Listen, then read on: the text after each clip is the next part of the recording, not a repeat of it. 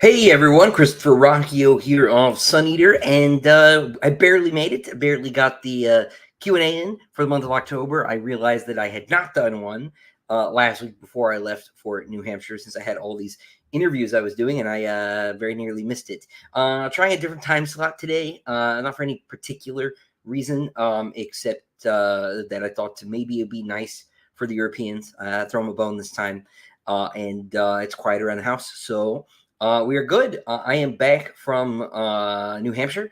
I was in New Hampshire, Massachusetts for a friend's wedding. Did a signing up there at Ballin Books, which went really great. If any of you here were there, thanks for coming. Great show. We had like maybe 70, 75 people. It was huge. It was great. It was good to see everybody. Yeah, Melly Kale, I see you there. Helps with this earlier. Ross Tasso's Grindset, Nameless Fool, Steven, Todd, Joe, Belemmer, it's good to see everybody. Albert, you too. And Miranda from France, awesome. Bonjour. Good to see everybody. Hopefully, Joe, that you do not get in trouble for sneaking in working. But good to see everyone. Things are going pretty well. Writing on book 7 has been a little bit slow on account of travel and on account of all these diamond editions that I have been working on mailing out. So those are going very well. We have about 260 of the numbered editions left to mail out. Of those, about 70 are packed. They're sitting in the garage down there. And then there are 78 lettered editions, actually 77, because I actually, the groom at the wedding I went to, he'd ordered one, my friend, and so I took him his in person. But hand delivery, I'm limiting to just that one. So everybody else is gonna have to wait a little while longer. It won't be too long, but we will move along. Let's see. So if you've been waiting on those, if you haven't seen it, tracking number, it is because your book hasn't been sent out yet. So bear with us. Things are very nearly over where the diamond issue is concerned. Thank heavens. So and then we'll be in touch about wait lists for slipcases and any leftover copies, things like that. So we're nearly there. It will be a relief to have all of this behind me. Now, Tenacious, when can we pre-order The Murdered Son? So you can send an email now, and that will basically get you on the interest list. I believe the pre-orders will start in earnest probably probably after the new year would be my guess, but I don't know for sure. You can always send another email and follow up, but I think you should be fine. But if you're worried about it, just follow up with them. Give them time. I'm sure they got a lot of emails, but they haven't actually started collecting payment yet, so don't worry too much. I was sort of misinformed on that front. I thought that payment collection was going to start now, but that turned out to not precisely be the case. Let's see. Got my diamond edition. Brent got his diamond edition. I am so glad that you liked it. It seems like I haven't heard any complaints about the book itself, fortunately. So it looks like the wait was worth it, which is a big relief. So, great. I remember packing yours. I mean, like, oh, I know that guy. It was interesting the number of names I did recognize. I don't know if it's comforting or if it's disconcerting that I know everybody's names at this point, but it's been fun. It's been fun being like, oh, I know this person. Let's see. Steven says, I am about to work out, but don't want to miss the stream. Can I turn Visigoth on in the background? I don't want to get the stream demonetized, and I don't want to do it to Visigoth. But Visigoth rules. Honestly, you should go listen to them and just catch this double speed playback later, Steven. I don't want to ruin the gym. But everybody, 3 cheers for Steven. He's pursuing virtue, becoming stronger, leveling up, all awesome. Good things. Let's see. Bromos, Nameless Fool, says logistical godsend or a form of classist torture. Is it too much to ask for both? But yeah, no, it's a bit of both. But really, it's based on right. I mean, the Romans basically only ate grain while they were, they ate porridge basically while they were marching, and so it's sort of inspired by that. But it's futuristic sci-fi version of that. Diamond is really impressive. Thank you, Joe. I'm so glad that you like it.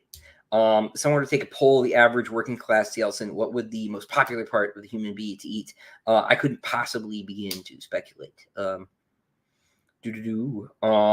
see. Melikale finished Barrow King yesterday. Enjoyed it a lot. Nazgul inspiration. Not Nazgul so much. There's obviously some Barrow Downs inspiration there a little bit.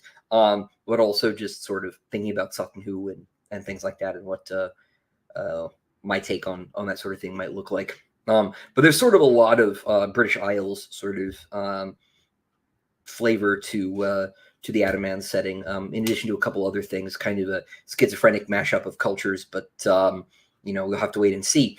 When am I going to read Book of the Short Sun? The real question is, when am I going to read anything? Probably not until next year at the soonest. But it'll happen. It'll happen before too long. I haven't had time to read basically anything. Let's see. Was stoked to see the Broken Binding edition shipped this morning. They did. Yeah, people have started to get them, which is also very exciting.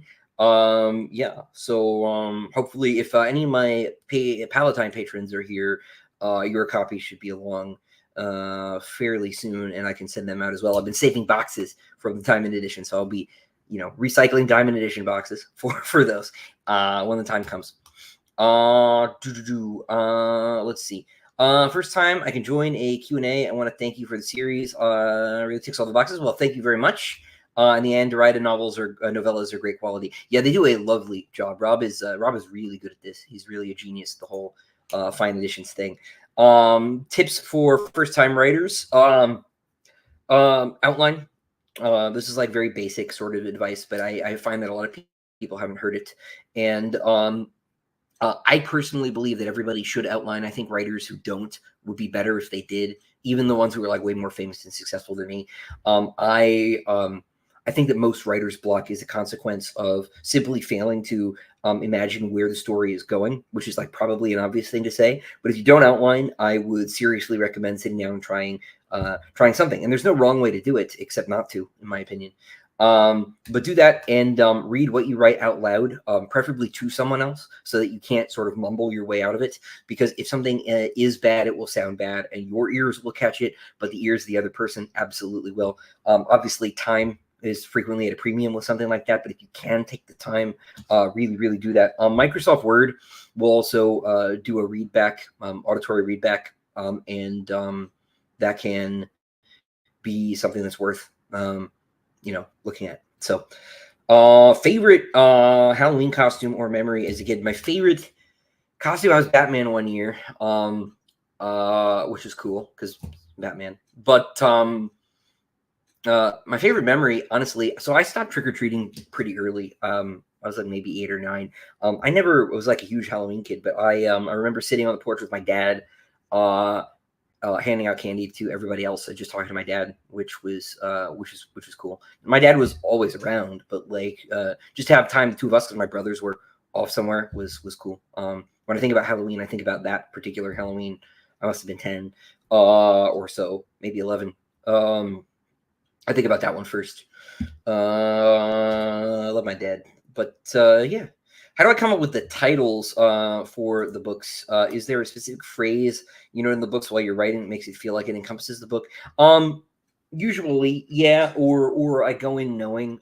With the last two I've gone in knowing. Disquiet Gods, I knew I wanted to call Disquiet Gods, and Shadows Upon Time has been Shadows Upon Time for a long time. And so it's been a question of sort of driving there. But the earlier ones all sort of had different rules. Empire of Silence obviously got retitled. It was The Murdered Son originally. I had to find another title, and so I went through reading the book and found a phrase. And then it turned out that phrase had also appeared in Thomas Carlyle's On Heroes and Hero Worship, which is also where the Kingdoms of Death title comes from. And since that's the book that sort of codifies the great man theory of history, it felt suitably appropriate. I wish that I'd been able to crib Carlyle for all 7 titles, but by the time that I realized that had been an option, it was too late. I think it was like around book 3 that I realized that this was the case. Jeff, I'll see you at Dragonsteel. Awesome. Am I going to be doing any panels or signings? Just signings at the booth. I'm not like on panels at all. I don't think they know that I'm there. Besides the fact that you know, I have a booth badge. That's just it. I'll be at the Writer Dojo booth, Lyric Korea, and Steve Diamond. And honestly, that's fine by me. I would much rather talk to you all one or two at a time than do a panel. I personally, don't enjoy panels. I find them frankly tedious. That sounds bad, but like they're just not fun for me. Usually, unless you have a really good moderator, there's a lot of sort of repetition. They'll ask a question, and they'll ask each person in sequence to answer. And if you're not the first or second person to answer that question, or unless you have something a vastly different answer, usually you're saying the same thing. You're saying, "Oh, they already said it," whatever. And it just kind of feels like everybody's time is getting wasted. So I don't usually enjoy them. Every now and then, there's a really good one. You get a moderator who doesn't do that; they have a different style. But then that's asking like a volunteer to put a lot of effort into sort of preparing to moderate, and that's a tall order. But yeah, so I'll just be at the booth with Steve and Larry, and it'll be a great time. So if y'all are there, I know it's sold out, but if you have tickets and you're coming, well, let's see everybody. I'll have books for sale, including I actually have some spare Endorita copies from the novellas and stuff. They won't get you rights or anything. They're my copies. So you'd be taking them from me. But if you want to get one, I'll have a couple, not many. But Jeff, it'll be good to see you, man.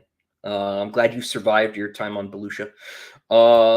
Let's see. Jay Phillips, have I read the Brian Herbert, Kevin J. Anderson Dune books? If so, worth reading, or do you recommend passing? It depends on what you want. I do not personally believe that they are very true to Frank Herbert's vision of what the Butlerian Jihad was, or anything like that. However, if you're just looking for another space opera series, I think that I think they're pretty good. But if you want to read a Kevin Anderson series, Saga of the Seven Sons, I think is significantly better. It's his own thing, So if you're looking for a Kevin Anderson space opera, read Seven Sons for sure. I would recommend that ahead of the Dune stuff all day. Any updates on the Lesser Devil novella revision? I haven't been able to work on it. Partly because John Ballaran is working on art for the Diamond edition for Howling Dark. Partly because actually, hold on. The text revisions are all finished. Text revisions are good to go. I am just waiting on. John to be able to do the cover. So it'll probably be next year because John has still got some work to do on the Diamond edition. One thing at a time, I'd hoped to get it done sooner, but it's taking time to get through things.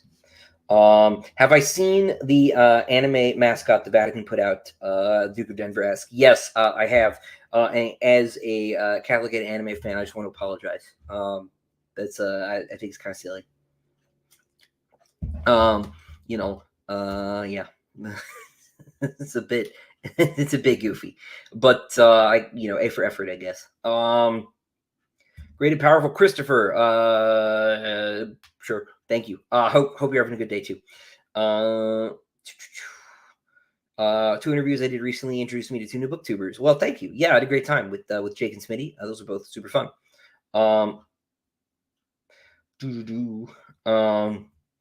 One thing that continues to impress me across the series is your vocabulary. Do I have a running list of cool words you want to work in? No. No. They get used. They get used as necessary.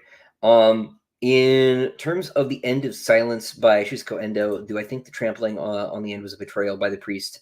I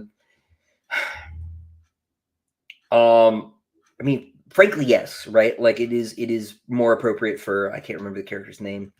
It would be more appropriate for him to accept martyrdom, right? Canonically. I think, Endo has a little bit more to say there. Oh no, I haven't muted my phone. Great. Whoops. It just vibrated. So if your whole world shook, that's why. I may pause for a minute and fix that. But no, Endo's got a little bit more to say there, but I think in an absolute sense, the simplest answer is yes. I think it probably would have been better to accept martyrdom for that. Yeah, let me do that real quick. I'll be right back. This is your intermission.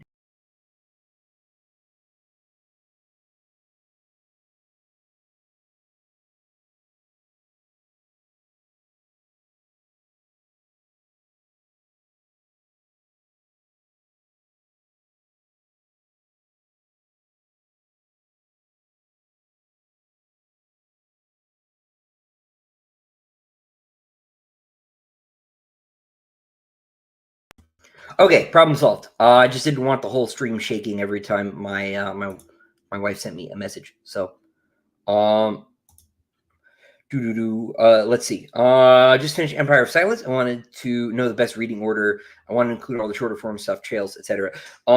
Okay, so let's see. I would do Empire, and then The Lesser Devil, and then Howling Dark, and then Queen of Ashes, and then Tales of the Sun Eater 1, and then Demon in White, Tales of the Sun Eater 2, Kingdoms of Death, Ashes of Man, and then I would read Dregs of Empire, and then Tales 3. And then there's another story on Bane.com called Fangs of the Wanos that you could work in there too. And then Disquiet Gods. That's what I would recommend. Whoops, I didn't put that question up. How much of Sunny do I have planned out before I started Empire of Silence? Way less than you think. I know the ending, and anywhere I wanted to start, and I had like a list of bullet points of things I wanted to have happen at some point. I didn't even know what order they were going to go in. I just knew I wanted to have them happen, and so I would plan one book at a time, basically, and go from there.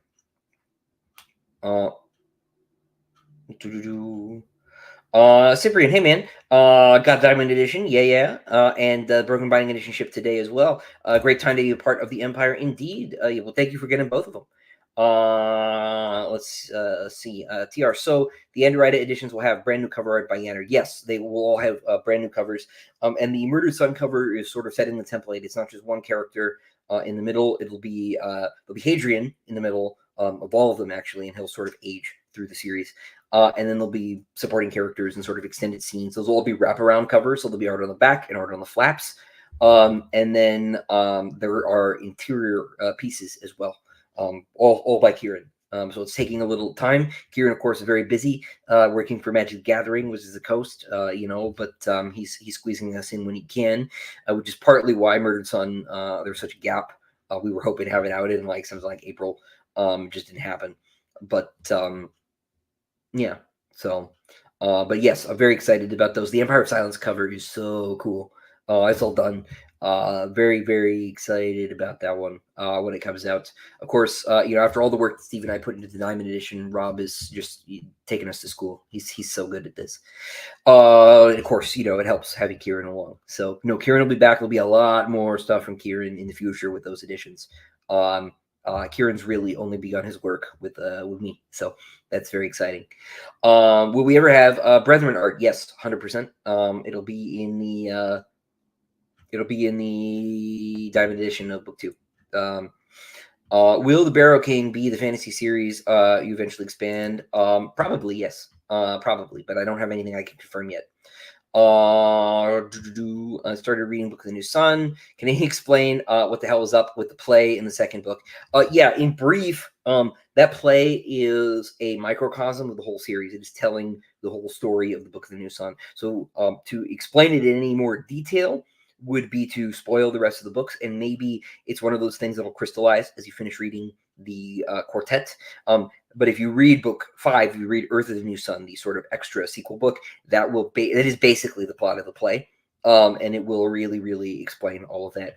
But it's sort of what you have to understand basically is the story of Book of the New Sun, Severian's story, because of some time loopy weirdness, is scripture, and that is a play based on scripture in the world of that, and that's all I probably should say. Domino the Great just finished Sun Eater 2, one of the best books I've ever read. Am I religious? Yes, I am. I am Roman Catholic. And what religious inspiration was there for the series? Talking about that in sort of greater detail is sort of hard because it gets at some very big stuff, and I think it's stuff that's better left to the audience to sort of figure out. But I am a Catholic. I was not always. I was born a Catholic. I spent half of my life an atheist, and I am a Catholic again. Not that anyone really leaves. You can't actually unbaptize yourself or something like that, despite the efforts of goobers to try. But yeah, I was like an agnostic for half my life, and I am Catholic now. CR with the cut. Yeah, sorry about that. I just figured it was better than having the whole phone shake every time someone sent me a message, which is a lot. So Painting Man section of Howling Dark reminded me a lot of the opening sequence of Return of the Jedi. Was that intentional? That's more of a happy accident. I really like the opening sequence of Return of the Jedi though. The whole Jabba's Hutt thing, Jabba the Hutt thing, because it's as close to like a self-contained story as those movies ever really get to. Like think like the Indiana Jones cold opens. And I kind of wish that there was more of that in Star Wars. In good Star Wars. There's a lot of it now, but. I really have a soft spot for Jabba's palace. I think that's a really I love Return of the Jedi. Honestly, I think it's very polarizing. I think the Ewok stuff you could probably leave, but all the Luke Vader stuff at the end of that is the best part of Star Wars. Period. It's not even close. Return of the Jedi is just held back by the Ewok stuff, which I just don't think it doesn't really serve a lot of dramatic purpose. Han and Leia are very redundant in that movie, which is unfortunate. But no, I love that opening act. So good. Ross, I'll see Dragon Steel. Cool. Book 7 is kicking my butt too much, actually. Have I done any world building with the Tavrosi? Just a bit. There'll be more when I get around to telling that story that I skipped. Finally, I was wondering when somebody would ask, how is the eye? The eye is fine. See, what happened is I Wizard tried to kill me. Jordan tried to poison me. I visited him at his place while I was up in Boston, New Hampshire, and he has cats. And it turns out cat allergies can make you burst blood vessels in your eye. It wasn't much worse. It was much more dramatic. It was the whole half of this eye originally, but it is starting to clear up. But it's like totally fine. Totally fine. How many times faster than the speed of light is it possible to travel in Sun Eater? Several, about 1,000 times is about the max. With warp drive, approximately. I think most of the ships we're talking about move something like 800 times ish. I think that's like, to speak in Star Trek terms, I think it's around like warp factor 6 or something to give you a sense.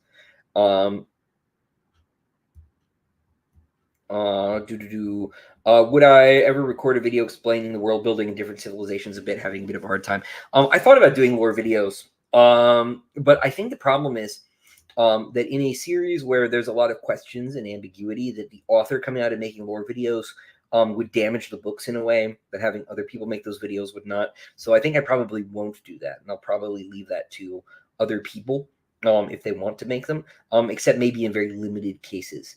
I might do something. Like I wrote an essay about the history of Hadrian's family. I may do more of those. But I don't want to word of God, as they say, too many things, because I think that will damage the integrity of the books themselves. I know that some fans are working on like a wiki, but I think that's a very long-term project, let's say. Yeah, but sorry, it's a bit confusing.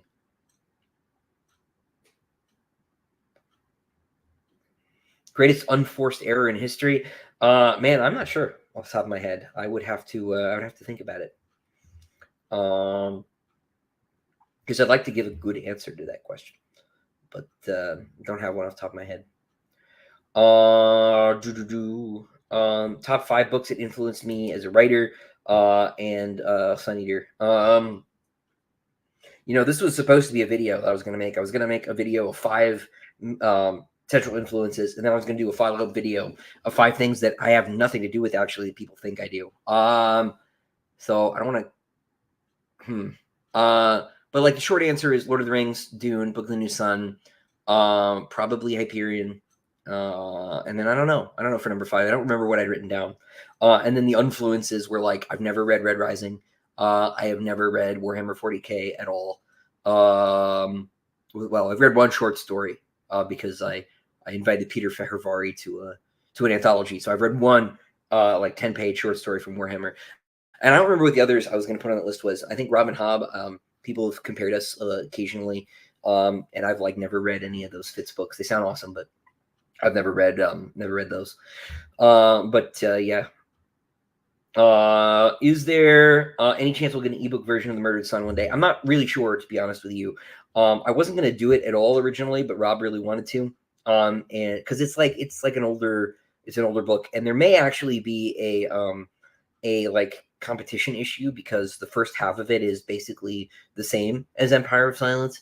A broader release might not be contractually viable because of its closeness to Empire of Silence. It is a different book, but it's not a completely different book. And so just putting it up on like Amazon might actually violate my deal with my normal publishers, whereas a special edition like this, a limited edition, isn't the violation.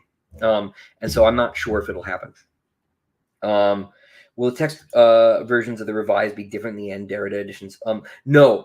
The reprint, because all we did with the text revisions in Lesser Devil was like fix typos. So Lesser Devil was self-published, right?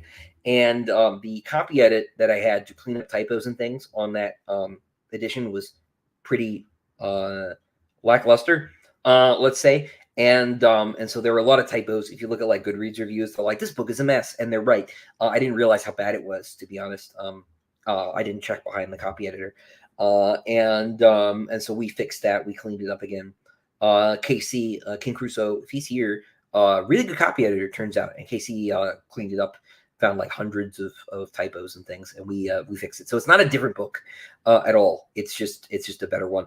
The reprint on and from Mandarita has the cleaned up version, and the new version will have the cleaned up text.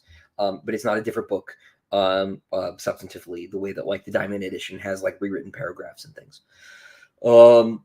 But yeah, so how does the process of creating book covers work? How much do I have a say in it? How do you give the artist some pointers, and do they run with that? So it depends. So like, for example, with my UK editions from Head of Zeus and Golanx, I have basically no input at all. They send me the final cover, and if I really don't like something, I can say something. But basically, like, they just do the whole thing on their own. Now with Dahl and with Bane, with the US covers, Kieran Yanner, Sam Weber before him, I wrote like a whole letter about like what I wanted the cover to look like. And he would do some sketches. I'd get some like black and white thumbnails, and I'd say, let's do number C, letter C, number 3, whatever, right? And then, but maybe change this thing or change that thing, and then we'll go from there. And I'll get like sort of color graded, kind of shaded in versions, like, do you like this orange or that orange? And then we'll do that. And then it'll get sort of finalized, and we'll change some little details. The nature of the revisions needs to become smaller the more close to the final version you get. Obviously, you can't get to the end and be like, I hate all of it, terrible, throw it away. Yeah. So that's basically it. It depends on the publisher, and I've been very lucky that mostly I've been able to be very involved. So yeah. When did the Bane anthology containing my new fantasy work get pushed to? I don't actually know. Next year sometime, but I don't know the month. The anthology is called Swords and Larceny because it's a bunch of heist stories. The second Adaman story is a heist. But yeah. Would I rather have High Matter Fingers or Adamant Skin? Adamant Skin seems like the better option of the two.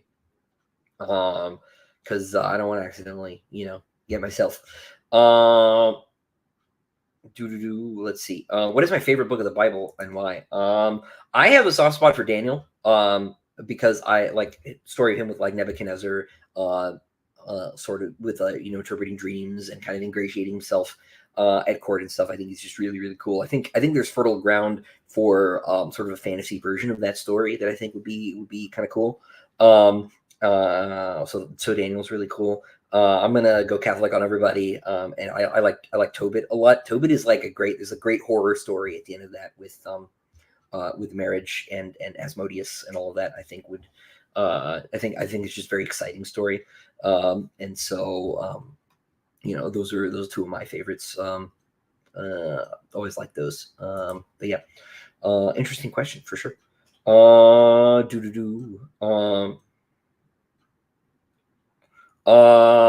Hey Jake, we were just talking about you. How do I learn all the science to be able to write how you do?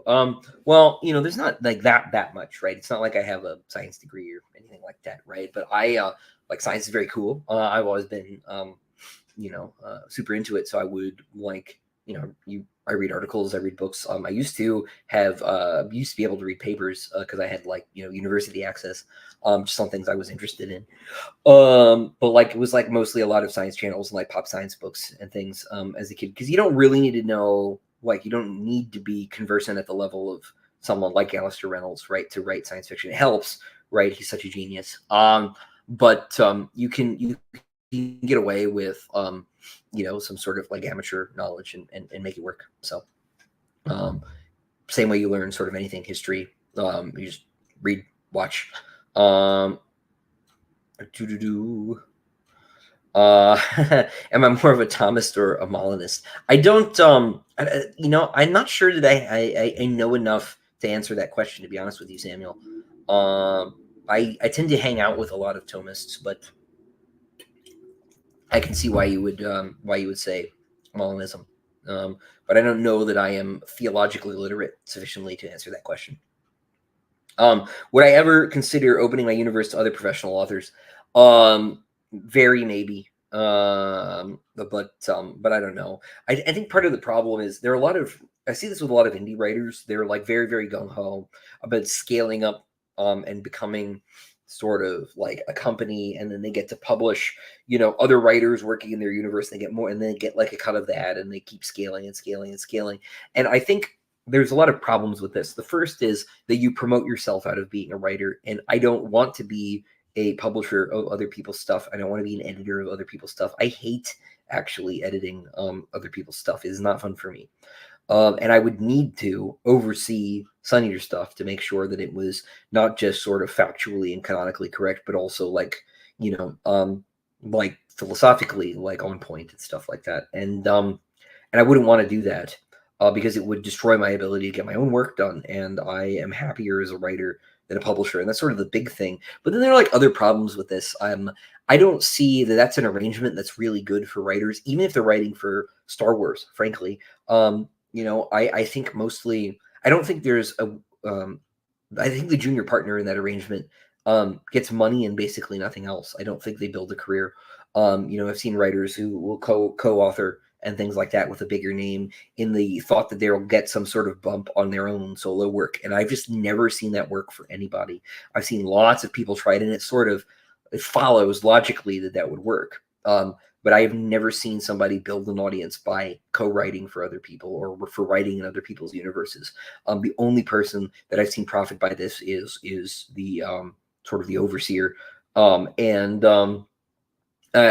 It feels exploitative to a degree, but it also would like I say would compromise my ability to be a writer, because I would have to be something else. I'm not trying to be a publisher.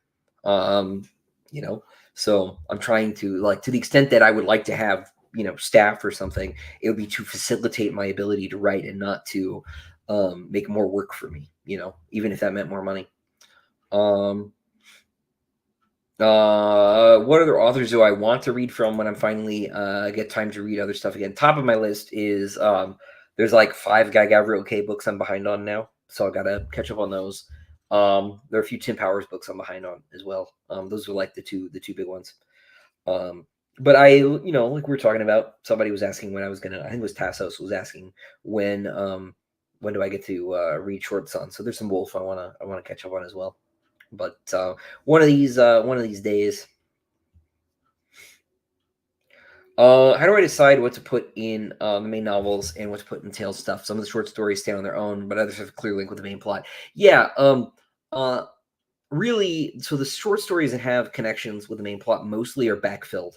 So I will already have decided where the next book starts, and then I will have decided broadly what events fall in between them, just because I have to decide where that next book starts. I usually am not projecting, like I didn't write Demons of Array like after book 1 was done. I wrote it after book 3 was done.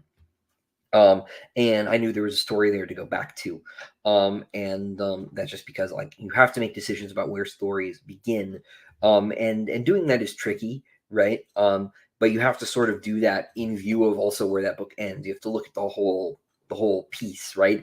And usually if you know where a book is going to end, that can recommend a beginning, and that beginning might be after some other events.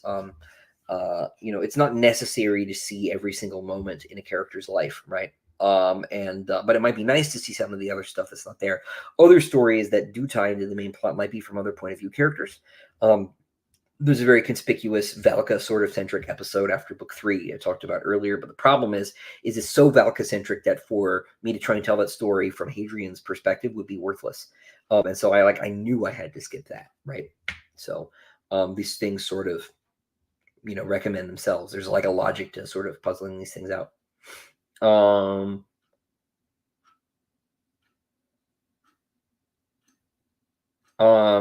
Awesome Possum says, I've started reading older sci-fi and feel like a 300-page book has the same amount of stuff happening as an 800-page book. Did the market change for longer stories, or am I missing something? Part of it is a market change, but part of it also is a writing. Actually, really, all of it is down to a writing style change. If you've taken writing lessons, right, we talk about showing versus telling, right? And this is sort of a stupid way of I think, capturing this distinction. I heard Lois Bujold once say that really the difference is between dramatizing and narratizing, right? Are you right, or like how are you? Because you're always telling the story, right? But I like Lois's spin on this because it's a question of how you handle scene, right? Do you narratize the scene, which is basically telling, right? Or do you dramatize it? Do you stage the scene? And I think, and there's a lot of people like wonder why this is. We've started dramatizing more and more and more and more and more, and narratizing less and less and less.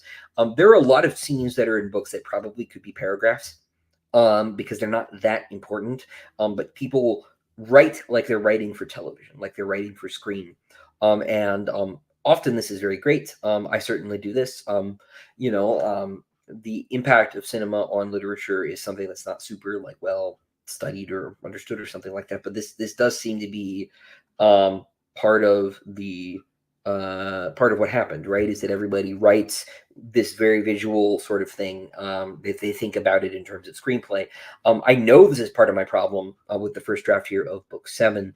There are a lot of scenes that could be paragraphs, and that's something I'm going to have to focus on in the revision. Because I completely agree with you. If you really want to have a head scratcher, go and read go read some Conan stories. Go read Tower of the Elephant. That's like 10,000 words long, and as much happens as in like 100,000 word novel. You get this with like Lovecraft too. Mountains of Madness is a much bigger story than it is pages. And it's just because we write differently. And I think broadly, like you'll see, some vectors of the modern audience will say like those things are too short, right? They want more, and there is some virtue in that. But man, like I think we as modern writers have lessons to learn from those older writers, because a lot of stuff could be narratized and does not need to be dramatized. So why the Ewok hate? Every time I join live, I swear there is hatred. That's because people want me to be upset about things, Allie. I don't hate the Ewoks, but I do think that they mostly uh, um, I think the surface descent on Endor doesn't really go anywhere. Its narrative function really is as a dead end. Like, sure, they drop the shields, but like that could be accomplished by some other means, and it's not that interesting. Um, I'm just not a big fan of just the whole section. It's not the Ewoks specifically. I don't find them implausible or tonally out of place or something like that. It's just that like there's not enough going on. Han and Leia don't have enough to do in that movie. Boo, boo, boo. Just finished his Quiet Gods, loved it. Don't you dare do anything bad to Cassandra in book 7. No comment. Hey Amy. Let's see, I got a super chat. For thank you, Shazbot, for $5. For live action adaptation, would I sacrifice height accurate Cielson for average height people and prosthetics? If the overall product was faithful. I wouldn't mind. I wouldn't mind that at all. That'd be fine. That would be fine. Partly this is why I favor animation. Melakale, would I ever smoke a pipe just to see what the appeal was for Tolkien and Chesterton? No, I promised my mother that I would never smoke, and I will never smoke. So, Yeah. So, any chance for Sun Eater action figures? Monday maybe, but no plans. Hi James. I really enjoy how your vision sequences feel like dreams. What advice do I have for writing authentic dream sequences? I don't know that I have any concrete advice. Um, uh, Maybe I think um, so. I think one thing that you could do is know that the sentences don't have to follow necessarily. Like each sentence can be kind of a contained thing. Um, but um, but yeah. I don't know. That's something I have to think about. Any characters I regret killing off or leaving the timeline, e.g., Switch. Well, not Switch. Switch's end is appropriate, I think. But I miss, let's say, um, a certain character from. I can't do this without spoiling things. Yes, there's a character. I can't. There's no way I can tell you who it is without spoiling things. I've spoiled Switch, so whoops. But you know, but no, no. I stand by my decisions, but I miss certain characters. So sorry for the people who didn't know about that character. Whoops. I'm usually more careful. What made I come up with Sid Arthurianism as an Arthurian fan and someone who appreciates Buddhism? This part of Sunny Years fascinated me greatly. It started out as just a silly pun because I thought it would be. Yeah, I thought it was funny, and then um, it became sort of like a bigger thing, and then I had to start. I had to take it seriously. It was supposed to be like a throwaway thing originally, and then it just got sort of bigger and bigger, and I just been stuck with it. I do have a friend, Nick, who is a Tibetan Buddhist, so I run a bunch of stuff by him. And like I know the Arthur stuff much better than I understand Buddhism, and so because I wanted it to sort of make sense, right, but also kind of put a spin on it because there's also Orthodox Buddhism in Sun Eater, right? So I hopefully my Buddhist readers do not feel like I'm poking fun at them. That is certainly not my intention, but this is sort of just a weird sort of the future is strange kind of thing I wanted to do. But I also think it's kind of cool because there are a lot of mythological resonances between those things symbolically that I think there's a lot of fertile ground for. So I agree with you. It fascinates me too. I think being able to do things like sort of blend the Bodhi tree with Merlin and and sort of work all of that stuff in there, I think has been fun. So.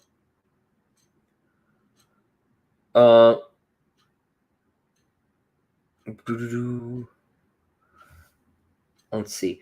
When is the comic book getting a release date? Good question. There is not one. For anybody who does not know that Amy is trolling me. Let's see. In June, the Italian version of Empire of Silence was released. Are there plans for Howling Dark? Yes. Finucci bought the first 5 books, but I don't have dates for them yet. They have not told me. They've not told me. Frankenstein? Question mark. Hadrian reminded me a little bit of Victor. There's some influence on from Frankenstein on the text for certain. Sam Rukun was in the Solomon Kane movie. What? I haven't watched that in years. I love it. I love that movie. I love James Purefoy. He's awesome. That movie is fun. Will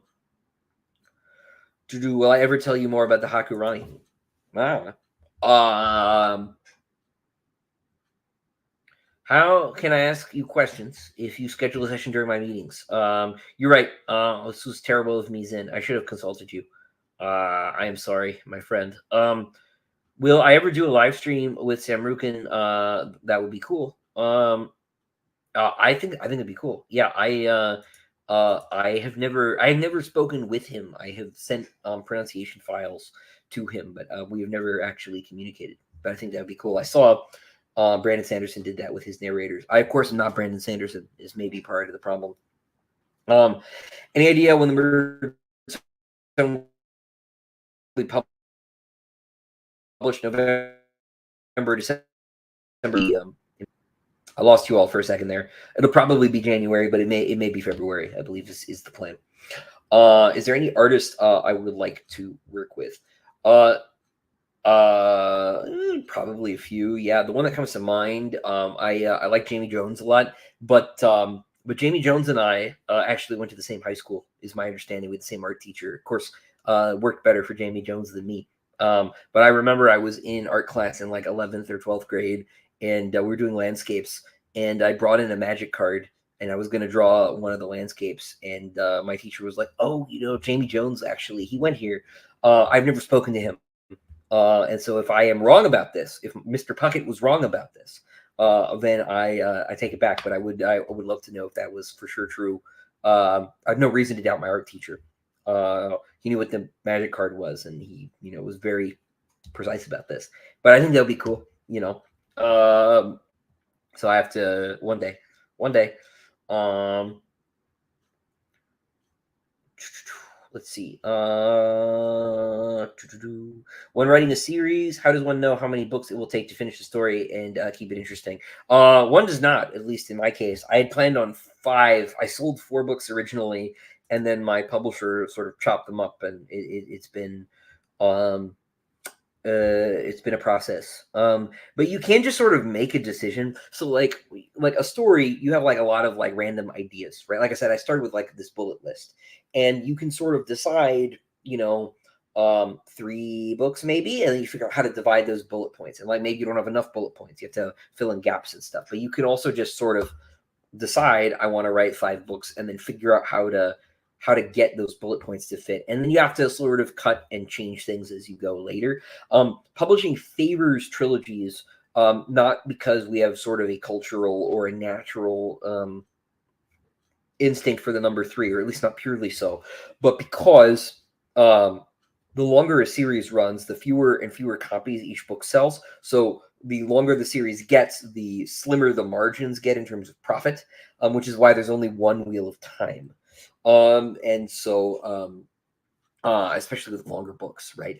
And so, the really long series are the ones that most people have read because they are very successful, right? And obviously, they're very successful. More people have read them. But a trilogy is a pretty stable series length. I wanted to avoid writing a trilogy because I wanted to avoid middle act syndrome.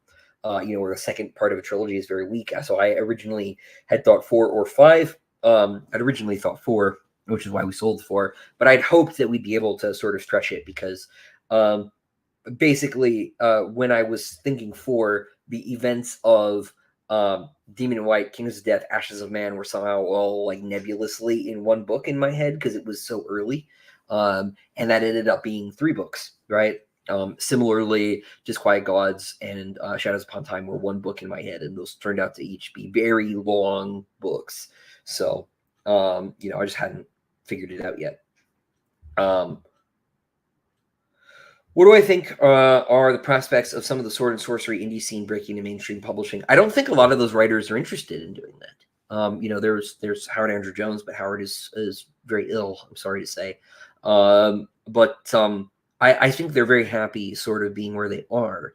I think it'd be very nice if sword and sorcery sort of made a comeback. But I think a lot of the folks who are working on it over there, right, sort of like being indie writers. I find that most indie writers who are doing well at it like being indie writers because they make more money, and nobody can tell them what to do. So I don't know, but I don't foresee that necessarily coming. But the Adam stuff has a bit of the sword and sorcery edge to it. So if that does end up being the next thing, if Doll wants it, then well, there you go. We'll see if we maybe start a revolution. Although I have not quite made science fantasy catch on either, so who knows?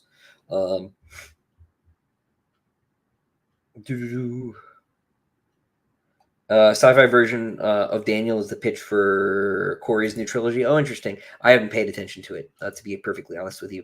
Have I read the John Carter novels? Yes, I have a long time ago. And yeah, they're great. Any date for Howling Dark Diamond edition? My wallet is ready. Not 100%. Not 100% yet, but probably it'll be after the new year at this point for sort of financial reasons.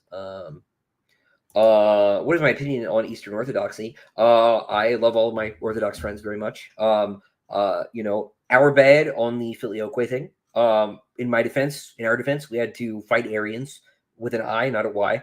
Kind of a problem. But I agree. We probably should have consulted our friends on that one.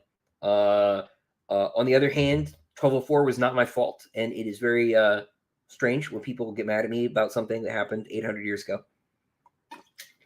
But I wish we could get the band back together, but that doesn't seem. How did Father Andrew put it? He said that would require more holiness than I think people today have. I think is something like that is what he said. Any ideas I would like to incorporate into the process of future diamond editions in terms of like manufacturing? No, we've like set the template. We're gonna do more art in the later one, so there'll be different end papers. So there'll be one in the front, one in the back. But besides that, yeah, I think basically the template is set. Yes, but that was also that was also a long time ago, and that was also Wheel of Time, right? And that was a circumstance where the author was dead and the series needed to be finished. It was the press was very high, but that the circumstances around that basically aren't replicable in a lab, and so I find mostly that does not work. I think primarily the benefit of working under another writer is to make money because you're cribbing their audience, and it's nicer to make 50 or 25% or 80% or whatever your deal is of whatever the money is, than it is to try and hack it on your own. I think that works for some people, but yeah. So love the Book of the New Sun references. Thank you, Ahmed. I've said before, Selene is important to you. Is there any connection between her and Irulan? Not particularly, beyond the fact that they're both princesses. Did Berserk influence any part of Kingdoms of Death? Yes, specifically the part you're probably thinking of is connected there. It was always going to happen, but then I read Berserk. I think, as I was working on Howling Dark for the first time, and I was like, oh, like I think people would appreciate sort of if I make a wink at it here. Will I get around to a young Karn Sagara story in his growth through time? Maybe, but not a tell-all story. No, Karn's story would need to be very special. Have I seen Alien Romulus? No, I have not. I'm not sure. I'm not sure I'm going to. I heard there was a thing with babies, and I not in the right place in my life at the moment. Let's say. Um,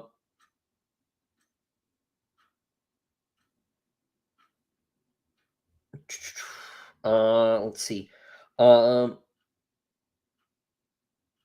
do do do.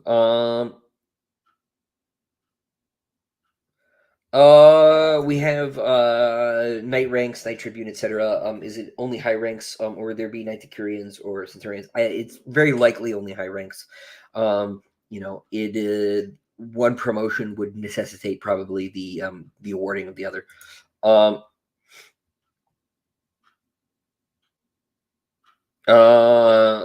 so how do I feel about writing beginnings versus endings now that I am working on the ending? I still don't really know. I think I like beginnings better. It's more exciting. But on the other, so the problem is I really hate the middle. I really, especially the longer and longer the book gets, the worse I feel about working on the project, because there's so many little things in every book that you start to forget about as you're writing, and the longer the book gets, like the worse my sort of like active processing becomes.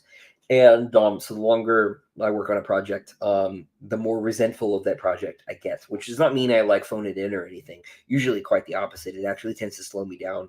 But then you get to the ending, and there's sort of this like the finish line is in sight, and I think this might be where like the sort of Sanderson avalanche thing comes into effect, right? As people as people call it, because I think there's a sort of that second wind you get, where you see the finish line. I think is maybe reflected in the pacing, because the author is like, oh, I can get there now, and you make a break for it. So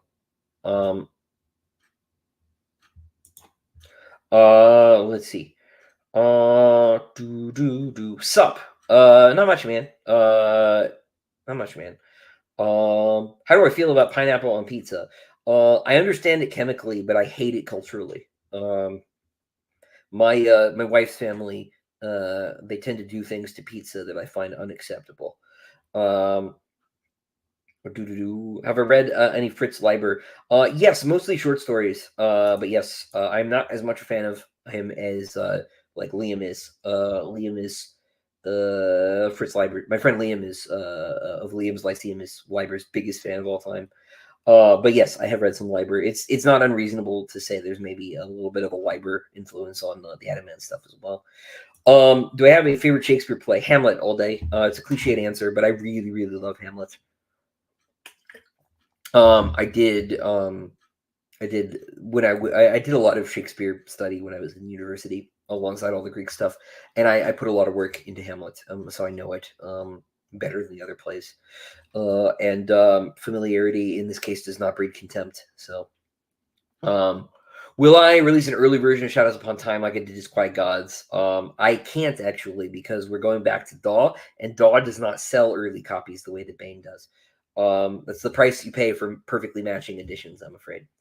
Horror authors, not Stephen King. Not a big Stephen King fan, to open. But I don't read a lot of horror specifically. I've read the classics. I've read Dracula. I've read Frankenstein's really a gothic novel. It's not a horror novel. But I love Tim Powers' horror book, Stress for Regard. I read The Terror by Dan Simmons, because I like Dan Simmons. But I don't like usually go read horror. I read books that have horror in them more often. I like horror as sort of the rhythm section, and not the main part of the tune, if that makes sense. Um, do do do. Arthurianism is great. Loved how there were parallels to Hadrian's life in EOS. I wish that trend had continued. There are a few of them, but it's not something that has kept up 100% of the way through. Do I plan to do a tour of the Southwest states, Arizona in particular? I would love to. I've never been to Arizona. Actually, I've been through that little awkward corner of Arizona where the highway comes through Utah into California. But I've never been really to Arizona. I was in it for like half an hour. But I would love to go. I don't have any plans at the moment. My only plans are for Utah in December and Virginia in January. But I will try to do more. Any chance of sharing details for the release of Shadows Upon Time? We don't have a date yet, but DAW is looking at the end of next year, October, November, December. We'll know soon. Chet trying to call him a fussy 1 month old. Congratulations. I don't know how you got any writing done after my daughter was born. Props to you. Well, it's like the only thing I do basically is write. Any plans for a UK tour? I would love to. So the thing about my tour, like Texas and this New Hampshire thing, is like I'm paying for everything, so it gets a lot more expensive if I have to travel internationally. If my publishers start sort of subsidizing these things, that will make these things a lot more. It will make these things a lot more feasible. So Joseph, I'd never heard of Brahm until I saw the like Slewfoot ads recently. I'm sure must have seen some of his work at some point, but I've never read any of his work.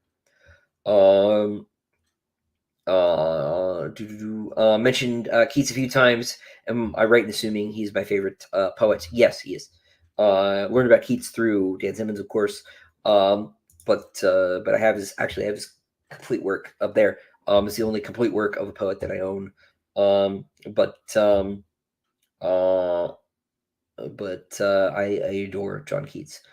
He is, as Dan Simmons said, the purest poet who ever lived. But it's hard not to like the Romantics, right? Because they're all so long suffering. And Keats is, Byron is not a good man. And Percy Shelley is not a good man. Keats, I don't see anything really. I don't see any evil in him. I like Byron. I like Shelley. I like Shelley a good bit less. he's Byron is far superior, but and far more interesting. Um, Shelley really is sort of the archetype of the modern Redditor, in the fossil record. Uh, but Keats is, I think, a far more sympathetic and a far more pathetic figure. It's funny. There's a Lee Hunt quote, his publisher, in the pharmacy by me, and I think about him every time I go. I'm like, I'm sure I'm the only person who comes into this CVS who like has any clue who Lee Hunt is.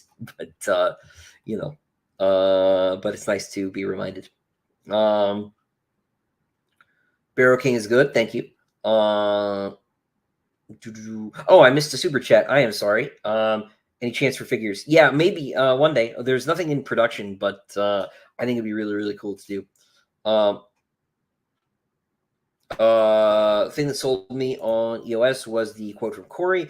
Love The Expanse. Have I read it or watched the show? I read the first book. I watched the first season, and I liked it very much. I just didn't have time to finish them. Just time is always at a premium.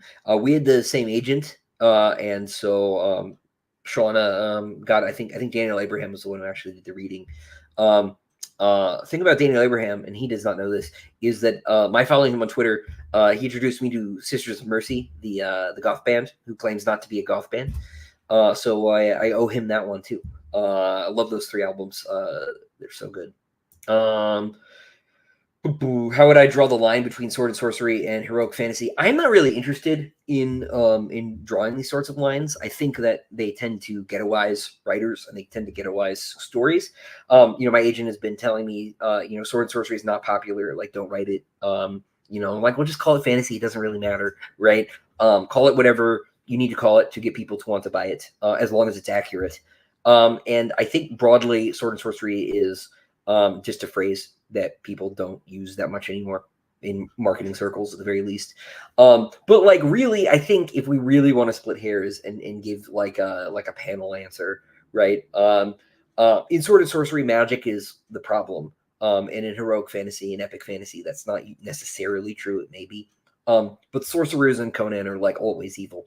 And I think that's an interesting thing to think about, because fantasy has become so very, very pro magic that to do a fantasy thing where that is not the case, I think would feel very subversive in 2024 and very surprising. And so this is something I've been thinking about. Because of course, also like a problem with modern fantasy, and this is something Daniel Green has said too, is that it's very, very rarely about the fantasy anymore. It's just a setting in which human drama happens, and like sometimes there's magic. And I think really making the fantasy structurally part of the story and part of the problem in the way that the Ring is, I think would be good. I think we're very much following after the fashion of George Martin these days, where the human drama is really driving everything, and not the magic and the strangeness and the creatures. And I think that getting back to sort of a pre-Martin ethos with regard to this question would be good. Sort of doing that, and then and then getting back to a sort of SNS anti-magic stance would be interesting. But I think for marketing purposes, it's probably better to call your book fantasy and not to try and confound people, because I think we get very interested in these divisions, but I think we end up sounding like foodies over describing food and saying, all these. It's like talking to a sommelier, right? Like, oh, this wine has notes of shoe leather. Well, that does not sound appealing. I think maybe better to call something fantasy and not get too specific. How do I come up with names for characters? I am in the middle of trying to write something, and I am bad at naming people and places. Okay, so the first thing to keep in mind is that character names go together. This is something that's maybe less obvious to us in the modern world, because people like live next to each other who are from everywhere. But for most of history, it's not that way, right? People share cultures, and cultures share language, and language means names and roots from names. And so if you're building a fantasy, right, and you have a country, let's call it France, right? You would want all the characters to have French names. And if they don't, there ought to be a reason for that character to not have a French name. So you need to think about that. And then if you have, another country neighboring France, right? Let's call it Germany, right? Those characters should have German names. And like maybe those cultures should have different attitudes about how you name things, right? Like German nobles all have toponyms. They all have, fawns, right? Because they're of somewhere, right? You have that in French as well, with they, but maybe you don't, right? But as far as getting names in a vacuum is concerned, right? I like to use real names because I'm writing in our future, and I use a website called behindthename.com a lot. It has a random name generator that'll let you sort by sex and culture, and I just hit Control R a lot, and I find names that I like. Unless it's for a very important character, then I will look for like meaning or some sort of symbol or some sort of literary connection, and go from there. For example, if you've read through book 5, you could go look at Valka's name, let's say, and go from there. So meaning often can drive name selection.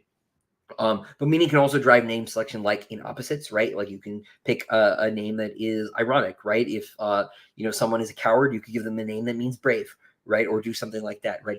Someone I think is very good at names is J.K. Rowling. She doesn't get a lot of credit for this, but she's so amazing at it.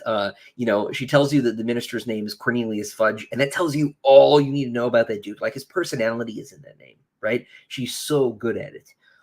She's really, really very Woodhouseian in that respect. And so I would like also look at other writers and things. The thing to remember too, though, is that names do have meaning. And so you, for example, like might not want to name a character, name a lot of characters Mary. Like Mary is a very common name because it's a very culturally important name, right? In a world that doesn't have Christianity, naming someone Christopher, for example, it would make no sense, right? My name is intrinsically tied to my faith, right? So you want to make sure you think about that. Yeah. So there's a reason a lot of people are named Muhammad, for example. You want to make sure that your names make sense in world, and that you're not referencing things that don't actually exist in your world. I always get tweaked, for example, when there is a crusade in any fantasy book, because the word crusade implies a cross, right? And if there's no cross, why are you calling it that? It doesn't make any sense. So, anyway, let's see. Jasmine, hey. Currently reading Disquiet Gods, and Sabratha sequence is amazingly cool. I really think Disquiet Gods push Howling Dark for my #1 spot. Man, that's awesome. I really, really want people to like these last 2 books. In particular, I've worked especially hard on them. I have to stick the landing, Will Anderida produce more slipcases? I think so, but I think they need to find a new producer. They had some production issues. There were apparently a lot of ones that were delivered that were not up to standard, so they're looking for a new printer. How did I write the falling action in book 4 so well? Did it take many times? Did it need huge polishing? Well, actually, so it wasn't at all. It was in the middle of the book because books 4 and 5 were one book. And when they told me I had to split the books in 2, I knew it had to get split there. And so I basically just chopped the book in half and put like a new last page on it to rework the ending. And it just sort of is a miracle that I think that ending works so smoothly. I think book 4 basically survived that split. It may even have improved from it. I think book 5 maybe suffered a little bit. Has some pacing issues as a consequence of my needing to write like a new beginning for it. What would the ideal word count of a book be for when you write? I think I would be very comfortable around 200,000. That's long enough for everybody to say, hey, this is a nice long book. But it's not so long that I would be, that I'm working on it for like 400 or 500 days and I'm starting to like lose working data from my head, Mr. J, glad you're enjoying the end of book 4. Large parts of the narrative are skipped between books. How do I decide what to cut and what to leave?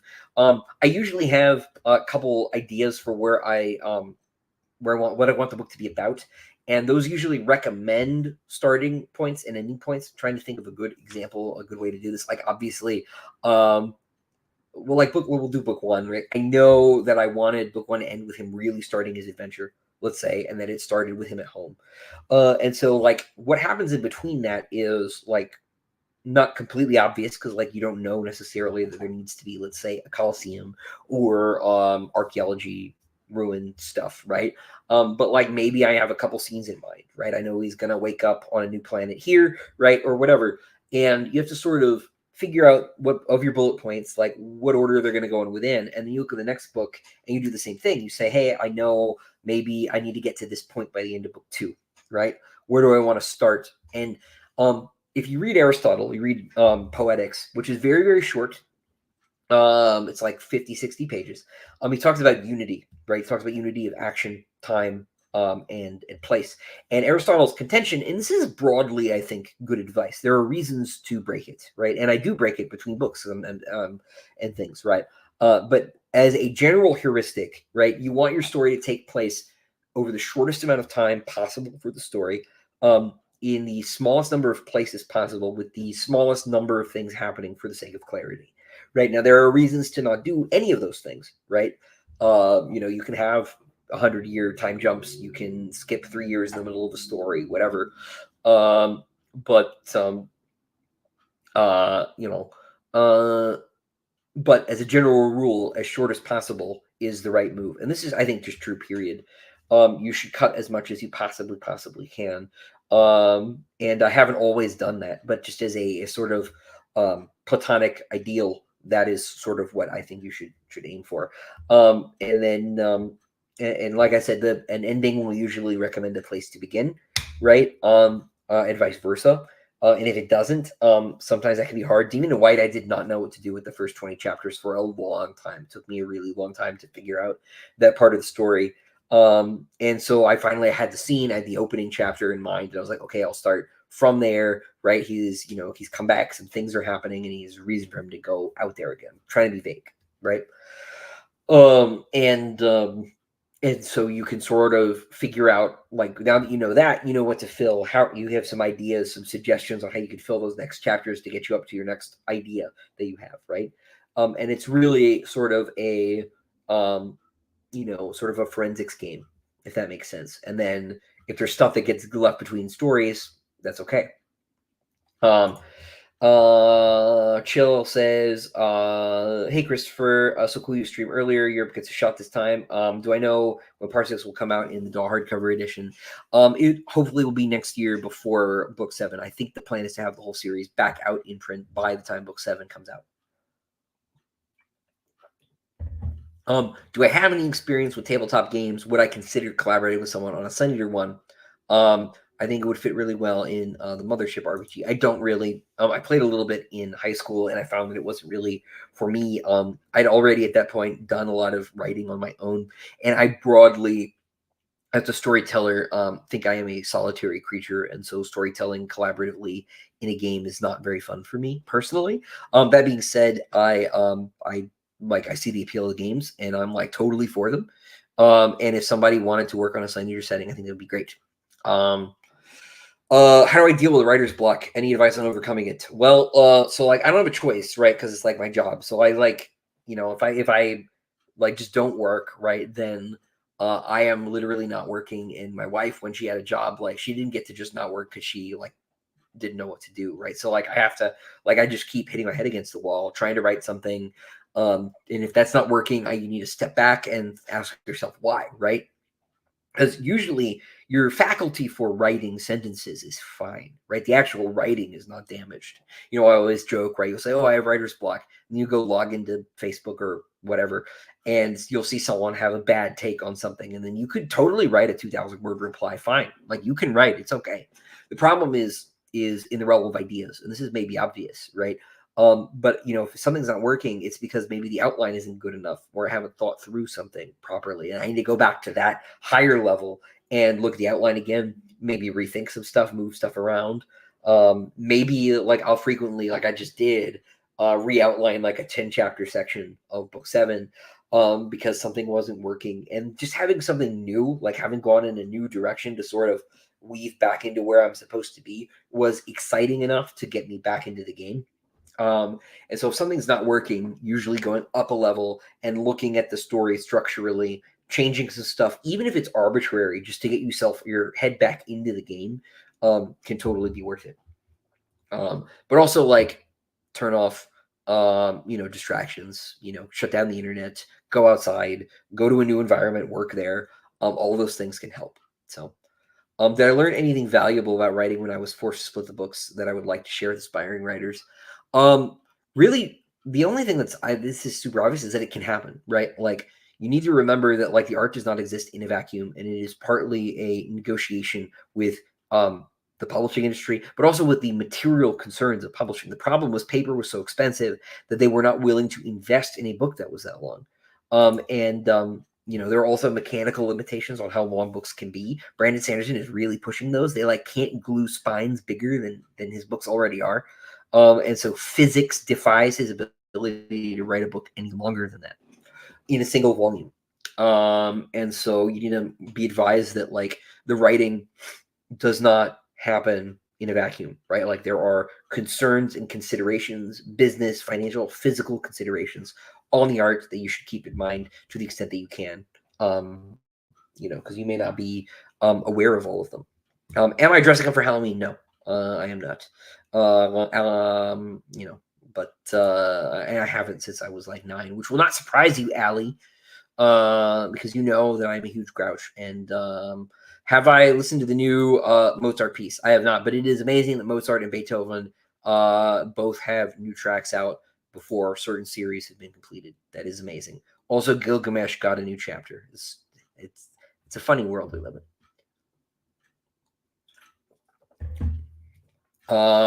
Vishrud says, I just heard you're going to Dragonsteel. Have I read any of Sanderson's books? I've read like half of Elantris, and that was years and years and years ago.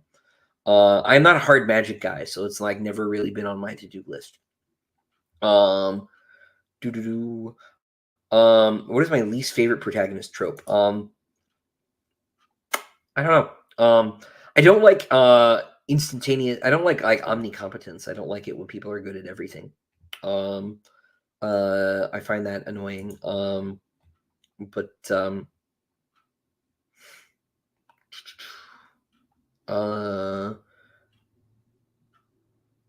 what in my mind is the scariest creature from sci-fi or fantasy? I find the Alzabo particular, since you're offering it as an option here, particularly frightening. But I don't know exactly. I'm not scared of like cosmic horror things because I just don't believe in. I'm not a nihilist, so that like nihilism is that's not scary to me.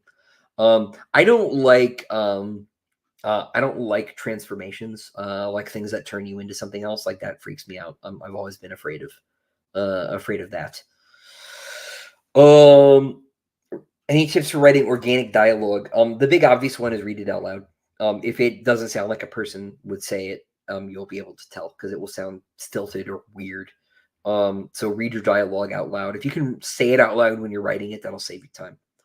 This is why I always say, like, watching me writing is like watching Gollum be, because I'm always here, like, typing, I'm just muttering to myself, trying things out all the time.